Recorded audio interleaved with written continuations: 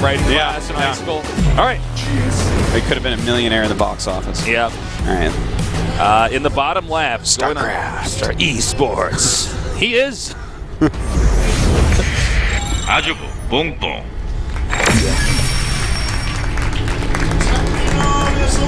A lot of support for BoongBoong in our studio today. He's gained a lot of fans. In the upper right, we got our Protoss player. I hope he wins this. He's supposed to, but we'll see. He is. SK Telecom T1 party. No, I still got to make you watch Troll. That is, I mean, it's actually so bad, it's pretty good. Yeah. Yeah. No, I've seen the clips. You've shown me a lot of clips. Did I show you the clip where, like where the troll like takes the hunting rifle from the guy and like bends it and throws it? Yeah, you showed me that. It's like the funniest thing. It's pretty funny. Ever. There's a lot of bad movies in the world. Yeah, well, there's a lot of current, like, new movies that come out that are bad. That's actually why it's pretty hard to convince me to sit through a movie. You know, it was pretty bad. What? What was that called? Like 2012? That one was pretty bad. Oh, I don't know. I'm actually pretty out of the loop when it comes to... Well, a lot of new movies are just like, this makes money, so let's make it. And I'm just, don't even get me started. It's so bad. I read actually this interesting thing a little while ago in the New York Times about, you know, there's so much money if you make like an animated movie in China. Yeah. So they won't let just any movie in there, but if you make like, you know, but it has to pass certain standards. So it's like now almost all the animated films you see have had to meet some Chinese film standard. Because if you don't have your animated film featured in China, I mean, you're basically losing billions of dollars. I guess that. So it's like a really sense. interesting thing where like now that most of the, you know, PG true art is dead. Is what you're trying to say. Yeah. That was what I was trying to say. Well, no, Tasteless. True art is alive and well in the way that Parting in Life plays StarCraft 2. And that's why none of us watch crappy movies. We watch the GSL Code That's true. The best show on Earth. Yeah. You get your daily dose of StarCraft and your daily dose of TNA. A healthy 4 Of course, hours. I mean Tasteless and Artosis. Yeah. That's the only thing that could possibly mean. No.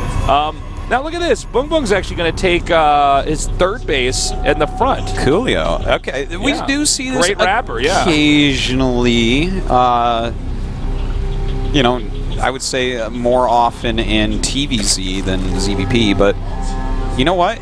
Could this mean he's going for a super long game or an all-in? Because it is a closer rally point if he wants to go for an all-in. It could be either. I think it's probably more likely an all-in. I think it's more likely a super long game. Because, really? Well, if he secures this area and gets his creep spread out a bit, yeah, the third is free or the fourth is free, which is his normal third, and then even the fifth is not that hard to take. This is like the focal point of the map. Well, you know, another thing too is that he's going to have a huge creep lead. Yeah. Pushing from there, you could actually get that to the Protoss's natural fourth. Yeah. Think about that. Wow. Totally. Well, we just solved this game. If he really pushes it quite hard. And do you want to know what else? Actually, now I think I just figured out why he actually did it. What? Yep, I just figured out. He did this so that Parting can't do an immortal push. Oh, you're so smart. There's no way, because you have to use small areas, but this area would have 3 different directions that BoongBoong could come in from. There's no way to force field that enough. So he's actually done this. The only way Parting could try an immortal push is to go up from the bottom and go into the natural. And but it then looks like he's still going to get flanked. It does look, yeah. He's set up the immortal push so far exactly with his builder. You're right. So now, could he just try to go around? No, I think he'd have to go from the bottom, and you know those rocks? Go up through there into the natural. That's exactly what I meant, like, that's the only area that an immortal push could possibly do anything. Because he can just ignore the third. There's no special rule that says he has to attack that. Yeah, the thing is, he has to be careful about the creep and the flanks and stuff, but no, I think that's the only way. I feel like that's the only possibility. We'll see, man, because it really looks like he's doing it. Now, this might be a trick immortal push like he was doing before. Yeah, it absolutely could be. And by the way, if he immortal pushes and loses, I win. Because no, that's right. He only does one. Well, I've already basically lost. No, you said minimum of 3. He could definitely do it against Life multiple times. And then yeah, okay. Oh. That definitely could happen. In fact, he lost so badly to him before, he probably will want to do that. All right. now we're just going to go ahead and see what he's going to do from here. He is presenting that Immortal. He's getting a lot of gateways too, which is leading me to think he probably is going to do this push. Yeah. Second Immortal, okay. Unless he gets a Twilight Council, I don't think he's going to do anything else. Yeah, BoongBoong going up to exactly how many drones you should have. He's going to hit about 62-ish. No, he's at 60 right now, but throwing up some more buildings. So yeah, hitting his drones just right, getting that Roach Horn, getting a lot of lings. Yeah, he's starting to make his units, so I think he's basically caught on to what's going on here. And yeah, this is looking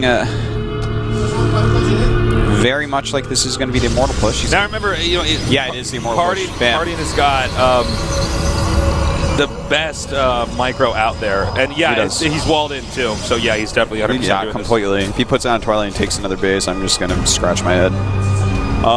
But no, this is definitely the Immortal push. So he walls in and makes a Twilight Council. We're like, I don't know, guys. Some plays are just bad. makes the Nidus Worm, and he can't get up there in time to stop it. All right. Here we go, Tasteless. His move-out time is approximately what it normally is. He normally was at 850. He was outside of his choke at that time, but he waited for another warping round, so it's within a few seconds. It's a negligible amount. Yeah, like this shouldn't make the difference for a party. Now that's a lot of lings, and speed's about to finish. He has to be careful, though. He can't lose too many of these while trying to make him waste force fields. But if he gets that probe, that's big. If he can get that probe. Oh, my God. Oh, this is really good, too. This is fantastic. Pick him up, pick him up! Whoa, Parting. You're good. It's too bad he didn't get the probe, though. You really, if you can get that probe before pylons, then he can't use the Warp Prism for as much micro. Yeah. Now, notice he is going in through this area we were talking about. This is really the only area that he can try this push. It's going to come down to these force fields. Yeah, I think he can actually isolate this pretty easily. It's just, it's one swoop into the base, and he's there. Yeah. You think he's going to go up the ramp, or he's going to fight at the ramp? I think he needs to go up the ramp. Notice that Warp Prism ready to pick things up at a moment's notice. Kind of a random force field there. This is crazy, man. The loser of this is out. Is he actually going to... Oh. Yeah, this is the end of their... Here we go. For one of them. And those are some really fantastic force fields so far. Those sentries taking no damage whatsoever. Great force fields on that ramp as well. Really utilizing this terrain perfectly right now is Parting. So many good force fields. BoongBoong just washing up against them. More and more units being created. But it looks like Parting is just going to do what Parting does. Yeah, he's just going to keep pushing in here. I guess even though this strategy was engineered to deny this kind of attack, Parting's just too good at doing his signature build. It is looking like that, Tasteless, but the sentries are still falling. Can BoongBoong find a way still? He's making a lot more roaches, but washing up against those force fields are not going to help him. Well, at this point in time, anything that pops out of that hatchery over there dies. Yeah. He needs to just forget about those eggs, and GG.